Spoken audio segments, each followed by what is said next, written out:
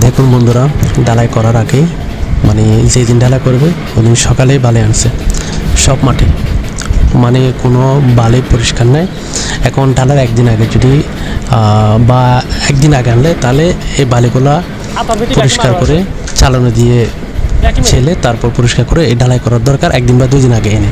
এখন আনছে ঢালাই করবে সকালে, 1 ঘন্টা আগে বালিগুলো আসছে, বালিগুলো সব মাটি।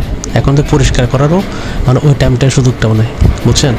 তো আপনারা যারা মালিকরা আছেন এইসব কাজ তাড়াহুড়া করে কোনো কাজ করবেন না, বালি দেখে শুনে পরিষ্কার দেখে তারপর আনবেন। আর যদি বা কোনো বেশি থাকে বা পরিমাণ, সেক্ষেত্রে চালানো দিয়ে ছেলে 1-2 দিন আগে পরিষ্কার করে তারপর আপনি ঢালাইয়ের কাজটা করবেন, ঠিক আছে? এইসব ভুল করবেন না। এই এখন যারা ঢালাই করতে তারা ওই মাটি সহ ঢালাই দিয়ে ফেলতেছে, বুঝতে পারছেন? এইসব যেন তাড়াহুড়া করে ভুল যেন না হয়।